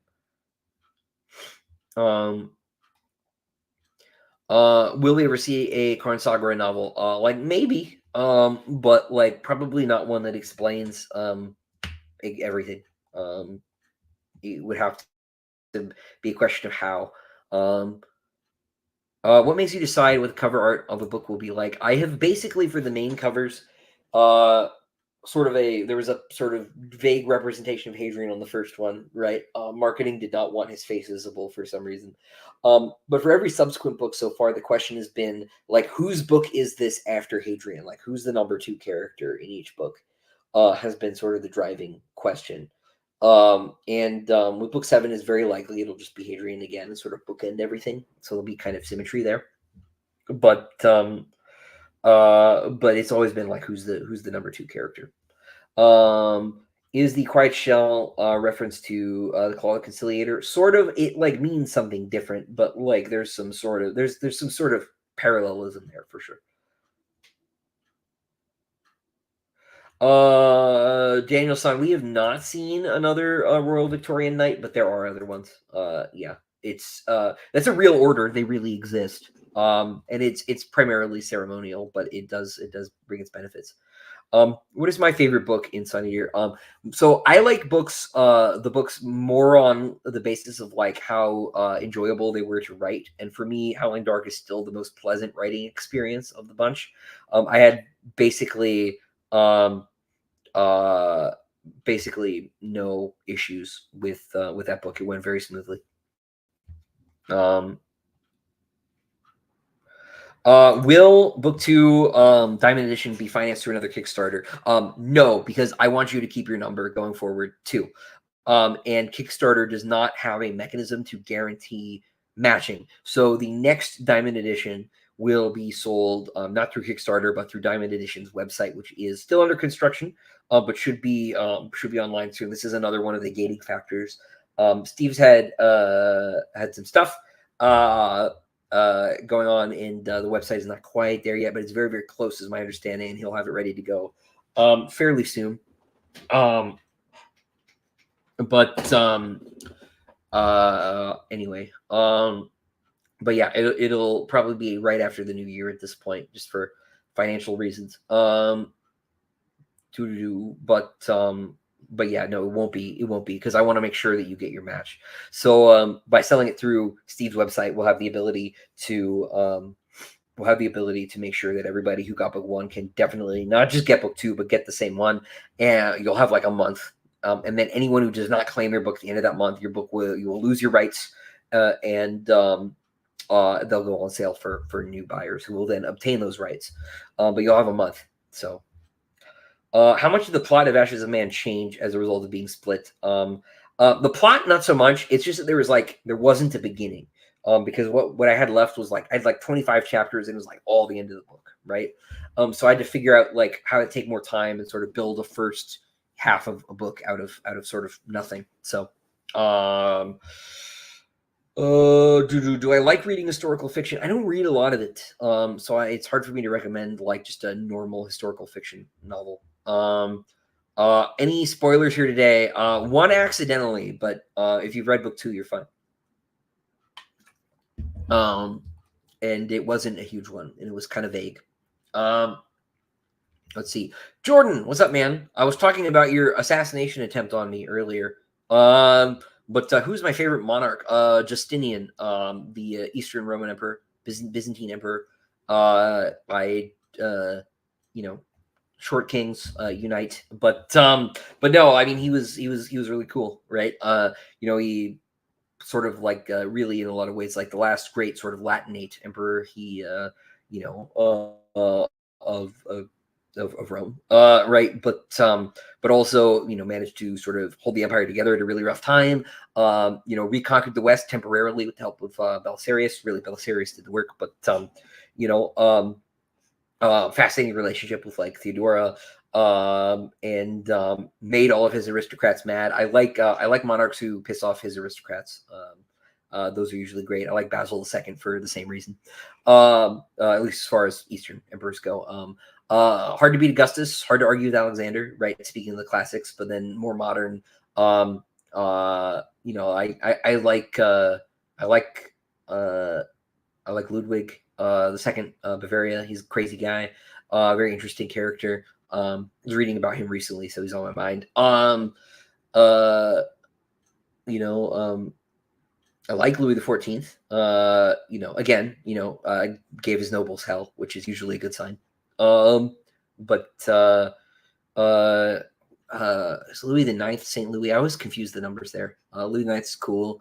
But yeah. Anyway, there's a few.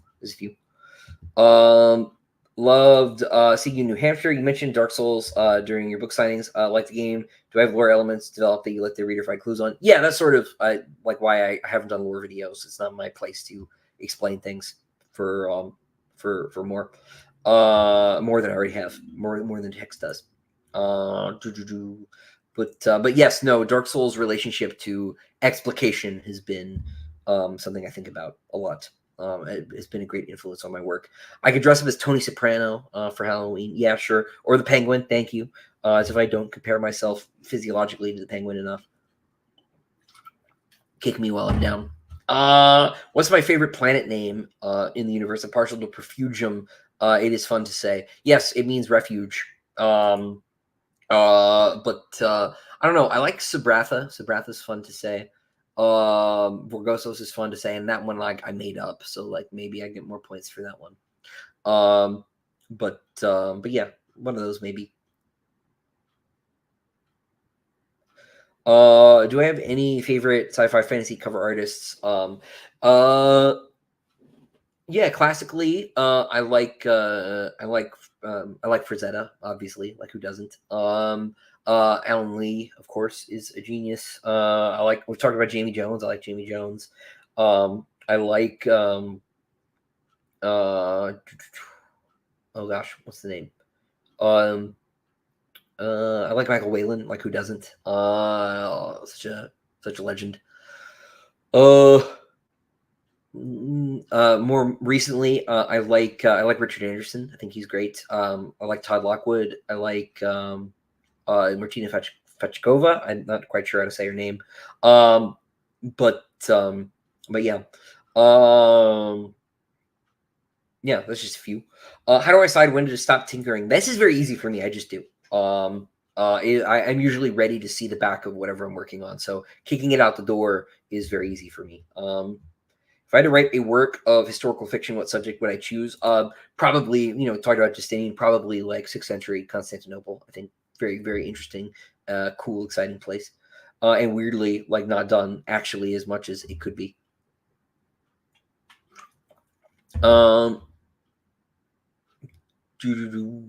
Thoughts on Neuromancer, if I've read it. Yes, but not in a long time. I really enjoyed it. But I don't think I have, I don't really think that I, have any complex thoughts about it at the moment. It's been a really, really long time. Um, um, will I continue to write books in this universe in the future? Yeah, 100%. That is happening. Do I like King John? He really angered the nobles. Yes, but he pushed it a little too far. He didn't win. That's the problem. Magna Carta was a mistake. No, I'm kidding. But maybe. But no, it's not as exciting when they don't win the fight. You know, After Dio, who would I say is my favorite metal band and why? I love Sabotage. That's probably my definitive answer. I could say Judas Priest too. But Sabotage is probably my number two.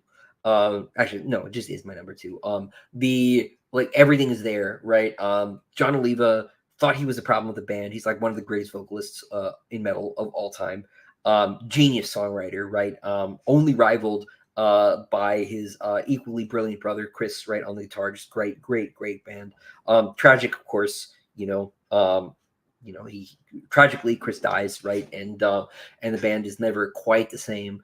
But there is a rawness to John's writing after that there's an honestness in his writing too that's really just really strong.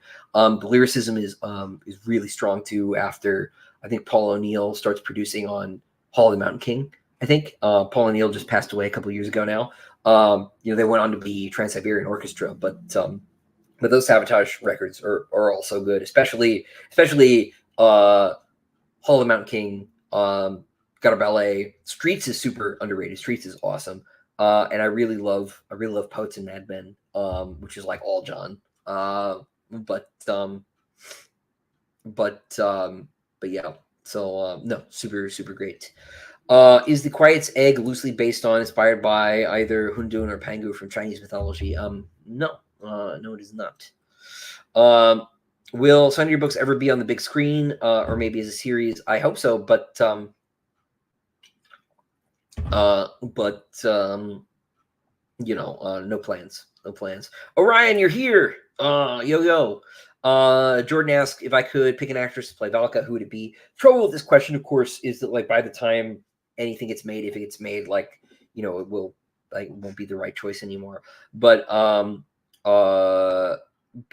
I usually imagine Berenice Marlowe, who's in Skyfall. She was uh, she she didn't make it through Skyfall, but she's usually who I think of. Um, You do not need to limit yourself to one question. You can keep going. No worries at all. If I missed a question, feel free to ask it again. We'll probably go for another 20, 30 minutes or so, and then I got to go work on dinner. Am I familiar with Russian sci-fi classic authors like Strugatsky's or Yefremov? I am not with either of those. I don't know much about the Russian sci-fi scene, to be perfectly honest. But who would you recommend? What would you recommend from them? If they paid you a ton of money to adapt Shadow the Torturer, how would I do it? My perfect world imagining of how to do Shadow the Torturer would be an animation, and to be kind of light on dialogue and sort of closer to something like Angel's Egg by Mamoru Oshii, and to sort of let the visual language try to communicate as much as possible. I think that would be the way to do it. Rely on music. Definitely do dialogue, but don't be text heavy at all. Try to use symbolism to do the storytelling, because really, um, do your best.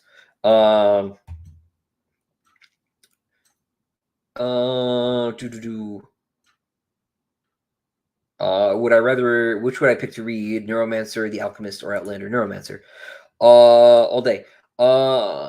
Vishrud says, do you have any advice on balancing world building versus writing when planning a book? No, that's a good question. The thing about world building is so there are sort of two things. If you're talking about actually literally writing, the thing to do, I always do, is I look at paragraphs on the page, and if I've got a lot of really short paragraphs because we're switching between speakers, there's too much dialogue going on, and it's time to change it up, because you want the page to have sort of a variable kind of time signature on it, right?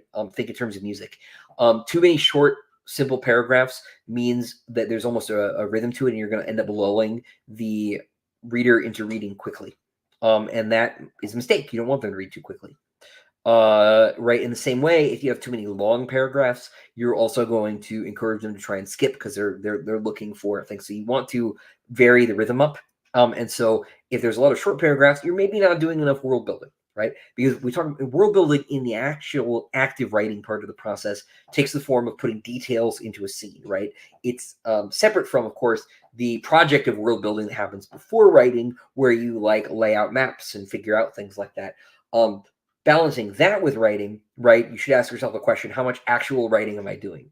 Because your brain, when you're world building, will say, you've done a lot of writing today, right? And it sort of occupies that same sort of smell receptor in your head, right? You're like, I've done writing, I am very productive.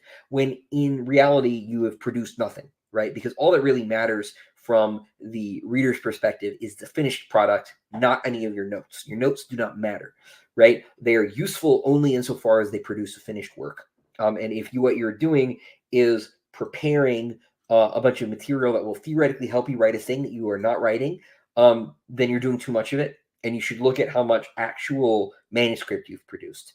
And if you've produced no manuscript, but you have a lot of other stuff, then it is time to write, period. It doesn't matter if you've answered every question, because you will never fully create a world, because you can't. You don't have time. You're not God, right? And so you should do enough that you can tell the story, and that's about it. So, I would just make sure that you're actually producing something, and kind of go from there. So, hopefully that was helpful, and I hope I got your name correct on the second try too. Look, I have a last name that nobody says correctly. Names are important, and yeah, I do my best. Don't always succeed, but you know, easy thing to do. So, or to try to do. Would I ever travel to stars? Preferably not in Fugue. I would take a visit, but like we're talking like a 3-month trip to Mars, like that's probably never happening. What would I do when I get there? Kick rocks, like and I doubt that I will ever be interested in being a frontier colonist on another planet. Earth is too comfortable.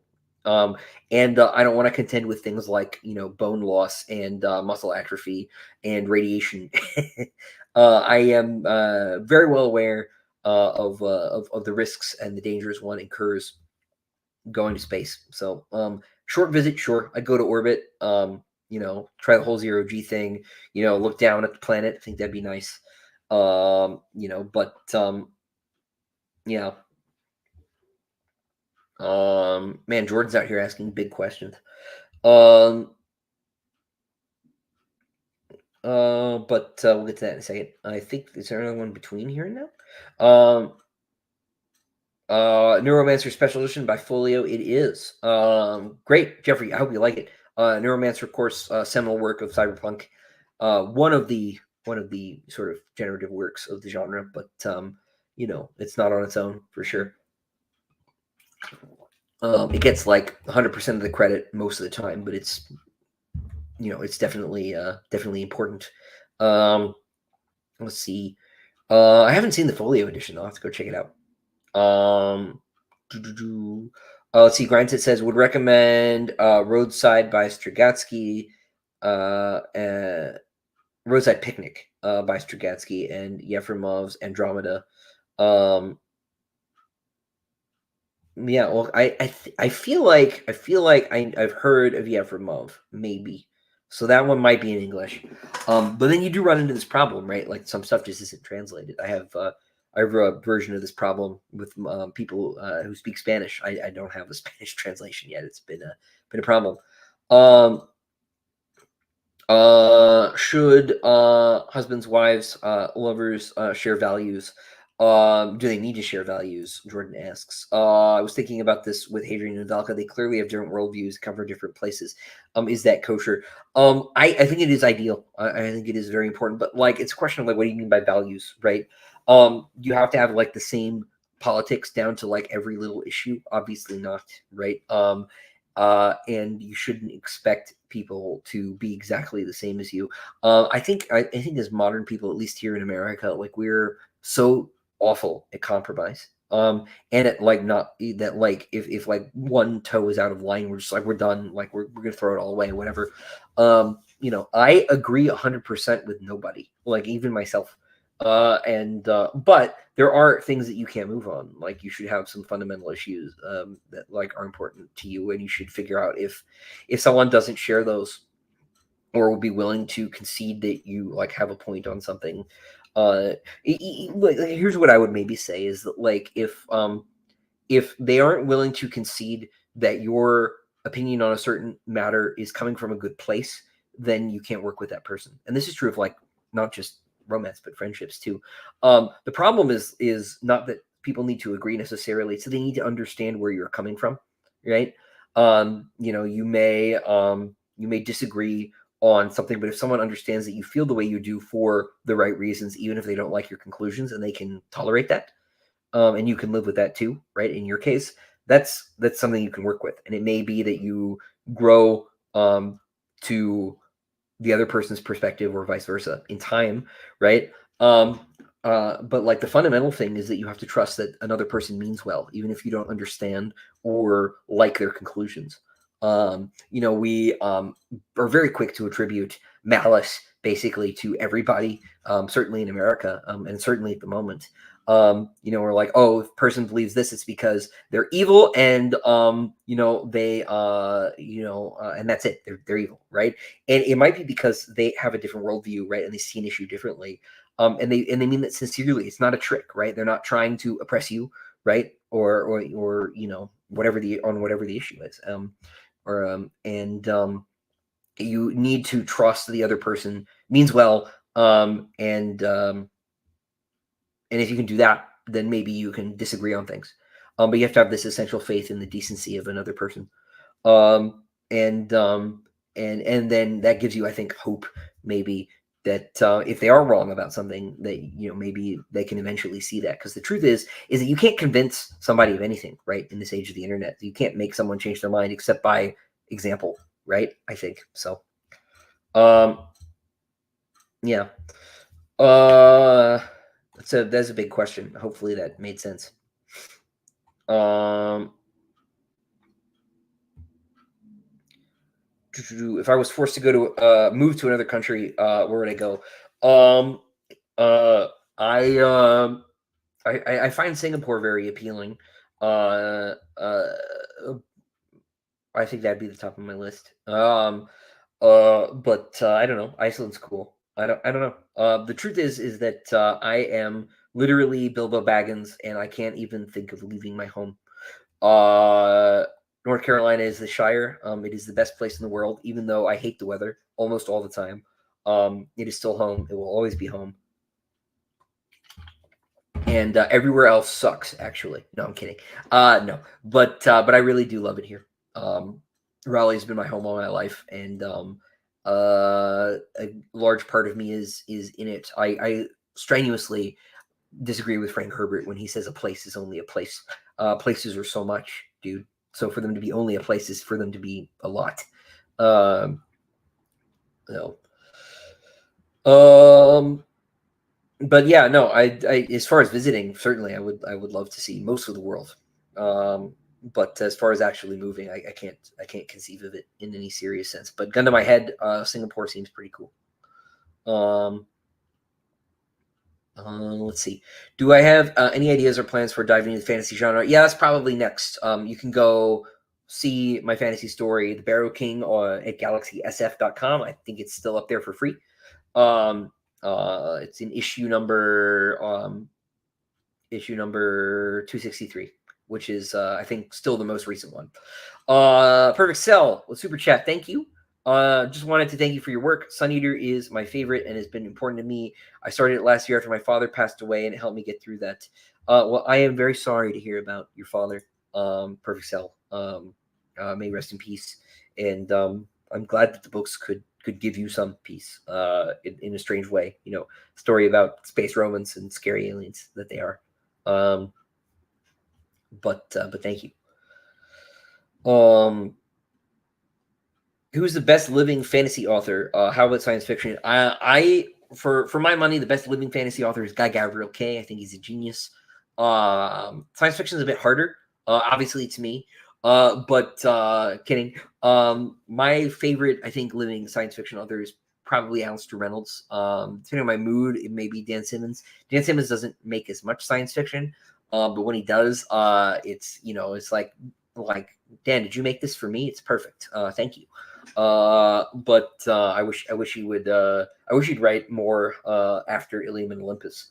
But it looked like there was a Odyssey thing he was working up to at the end there, but it hasn't come to pass. But yeah, but probably Reynolds I think would be my canonical answer, since he's done more. How do we write compelling characters? Well, I'm glad you think they're compelling. The people I know throughout my life inspire any of my characters. Yes, to an extent, and usually in little ways. I try not to really base characters on individual people, but there are a couple exceptions. Polino is very closely based on the guy who taught me fencing and boxing. Um, uh, he's probably the clearest example. But you build the characters you need like a hook, right? It's like if you ever talk to an impressionist, they need like a word or a phrase to like get them to slip into an accent, or start doing an impression. And characters have little things like that. You can give them like catchphrase is the cheesy thing, right? But like they can have like a vocal tick or a mannerism, and that gives you like a window into the character. I think actors generally think the same way. Like they need something that sort of acts as a way into sort of changing their own mind and their attitude, so they can change their posture and their inflection and things like that. And so that can be anything. That can be like maybe you've got a character who, like, I'm twisting my ring right now, right? Who like twists their ring or something like that, and that tells like, why does he do that, right? Is that like a soothing thing? Is that like is that like a deeply sentimental action? Like, what is the ring for, right? Because like a decision like that will give you secondary questions, right? So we'll take the ring, right? Wearing a wedding ring, right? Who are they married to, right? Is that other person still around, right? How do they feel about that other person, right? Every decision recommends questions, and you can sort of go from there. Um, got a question about wardrobe. Do I wear the same outfit from a lifestyle decision like Steve Jobs? Yes, I do. Yes, I have a uniform. I had a uniform. I went to Catholic school for the first like 10 years of my life, and I hated it at the time, but now I find it is helpful to not have to think about. That's the one thing I don't have to think about. do that. For a while, I was having the same breakfast every day and not thinking about that, but I've slipped up on that. Come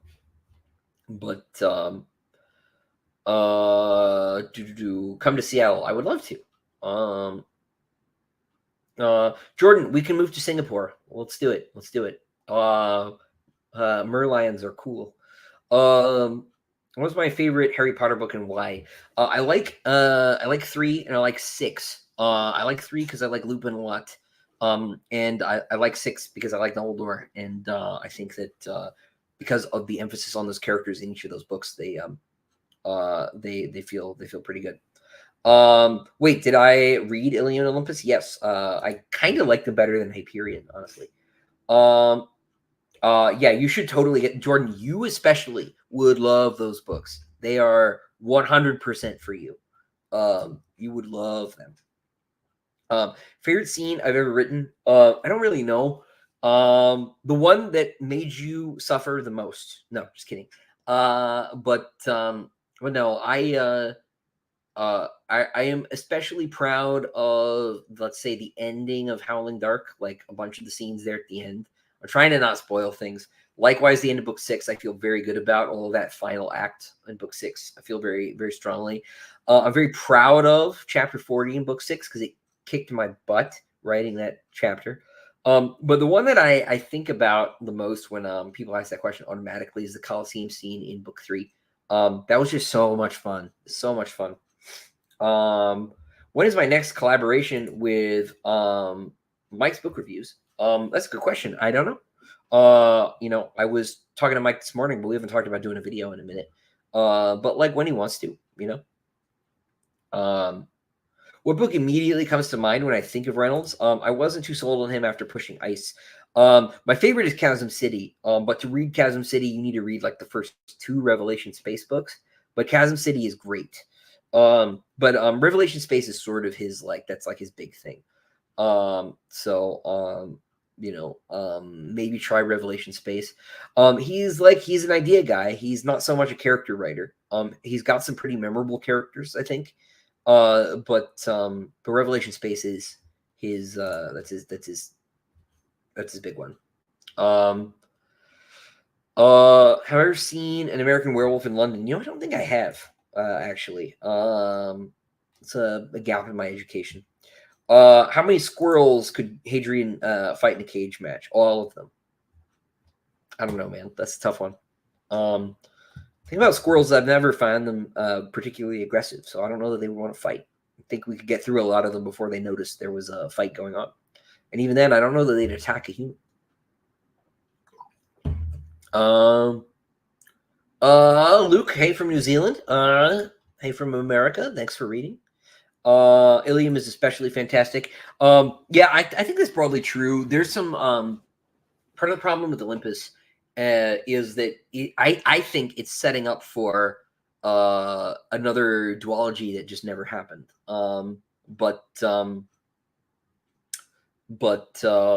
Yeah. So I would like there to have been more stuff. I do think the first like 3/4 or so of Olympus is really, really strong. The ending's not bad at all. I think it's a much better ending than like the Endymion books have. I think it's certainly stronger than those.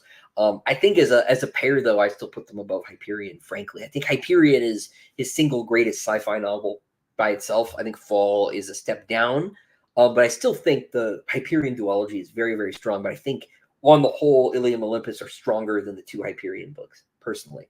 I like all of them. I like Endymion the least. But for Jordan particularly, because of how Shakespearean it is and because of how Greek it is, I think Ilium and Olympus, dude, you'll really like. Hadrian would eventually lose to 1 billion lions, but like, that's just the way it is.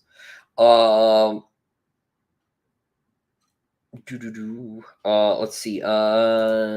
Ghostly Ape. Would I ever do a multi-point of view book in the Sun Universe? 100%. It will almost certainly happen. Been enjoying Ilium and Olympus while I wait for someone to finish book 7. Well, that someone is close. If it's not the end of the year, it'll be like the end of January. We're pretty close. Pretty close. Allie's reminding me to tell everybody to listen to Kenneth Horrell, who is a great historian. His stuff's all on Audible, as part of Wondrium, great courses, and they are great. You should listen to them. Kenneth Horrell is delightful, and you should check out his Byzantium course. It is great. You will also come to love Justinian and Basil II, as you should, because they are great. What is Hadrian's favorite flavor of ice cream? I don't know. It's never come up.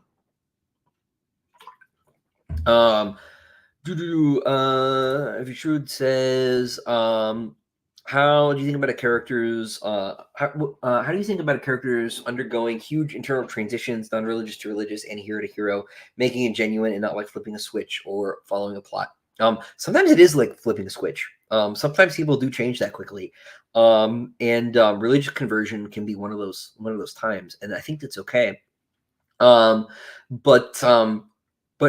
frequently, even with those flip changing things, right? They need to make mistakes. That's the thing, right? Your whole worldview can change, but you're still ignorant of the new worldview, and there are things that you carry with yourself into your new place, right? And this is true of you too in your own life when you learn something, right? You may, for example, the religion things are really you may convert, but you don't know all the customs, you don't know all the rules, you have questions, right? And you will make mistakes, right? And having a character stumble, right, I think is a really good way to do that. Like they're pieces of the old person in the new person still. You're never 100% a new creation, right? Right. There's still things that sort of are dragged along, and I think showing that is maybe the way to do it. Do they have ice cream? They do. It's around, but I don't know about the flavor thing. I don't want to say something and people are like, oh, it's canon now. But yeah, I don't know. It wouldn't be tea. Hadrian hates tea. Who would win, Hadrian, Anakin, or Paul? So the question, I don't think Paul stands a chance unless we're doing the Batman with sufficient prep time thing, because Paul is physically unremarkable, right? And the fact that he can see the future does not preclude the ability of does not help him with Hadrian. Let's say the issue would be Anakin's psychokinesis, I think. But so I think it would be between Hadrian and Anakin. I think Hadrian has an edge, but we'll see. Sans power, it's still between Hadrian and Anakin. I think they're better fighters than Paul is. Personally, Dune stands will disagree. But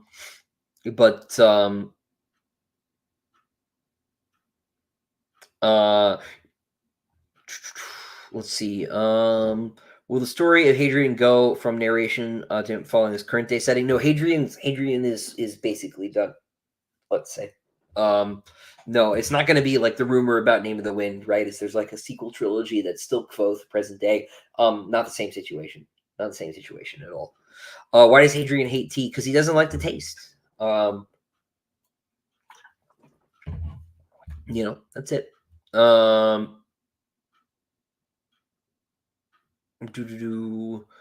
Any the Sunny characters based on real life people? Like I said, Polino is in part. Cassian Powers is largely just an insert of Tim Powers, the author, who I like personally very much. In addition to thinking he's a genius, and there may be a couple others. Gibson's a mishmash of a couple people. And then like Hadrian has a lot of Byron in him.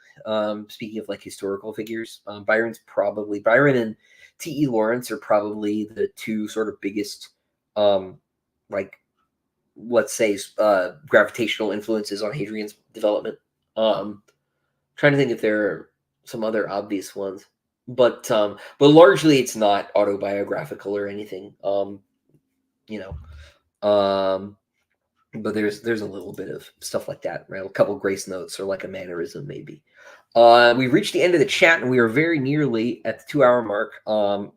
So I will do a couple more questions if people want to drop them in here, and then I will go start thinking about dinner because I'm doing this earlier. So yeah, let's see. Zin says, as a Southerner, how can you make your main character hate tea? Is unnatural. Oh, I thought it was a real question. But I suppose it is unnatural. But I don't particularly like iced tea. So it was easy for me. Really, this was speaking of like little notes and things. Like I until very recently was not a big tea person, and so I was like, oh, like why don't we do why don't we do the opposite of most books, right? Characters tend to like tea, they tend to like coffee because writers tend to like coffee and tea. I'm not particularly care for either, and it seemed like an obvious thing to maybe shake things up. But okay, we got a few more questions. I will go so far as Domino saying thank you, and we'll call it there. Favorite Yeats poem, Second Coming probably. But I like Sailing to Byzantium a lot as well. Those are like very obvious choices, but they are both awesome. So sometimes the obvious choices are obvious for a reason. As with my liking Hamlet, I'm a huge normie here today. No deep cut answers for me, but thoughts on Red Rising. I've never read it. I didn't know Red Rising existed until I was compared to it. So, you know, sounds cool. But I did think it was a YA novel. I thought it was literally marketed as YA, which was maybe how I hadn't ever heard of it before. But every time I say that, people tell me I'm stupid. So maybe it wasn't true. But yeah. So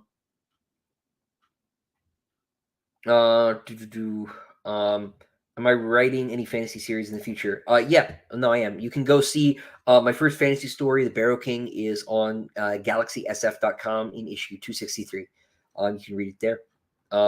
It may or may not be the new series. We'll see what happens, but probably the next thing at this point will actually not be a Sun Eater standalone. That'll happen a little bit later.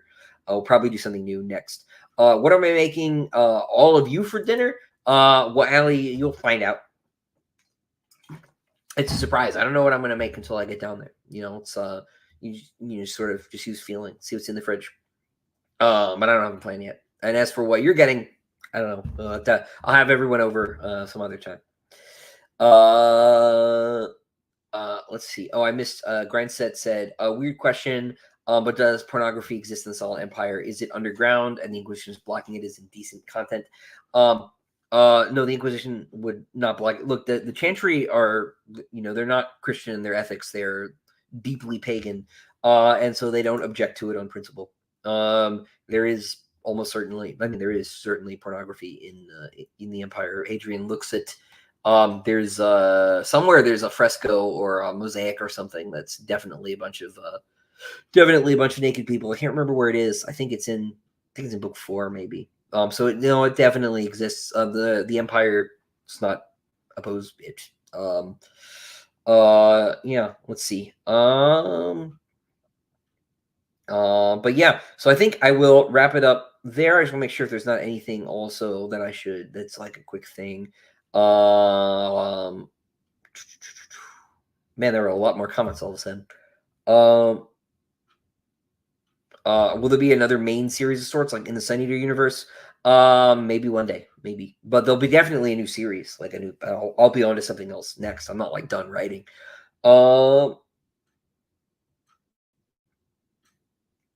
Yeah, I think I will wrap it up there. These rest of these are like big questions. And we're at the 2-hour mark, so I will get into those maybe another time. If you want to circle back for the next one, there will always be another stream until I die, probably. So I will see you all. I will see you all next time. I'm gonna get back to it. I will. But until next time, ladies and gentlemen, farewell.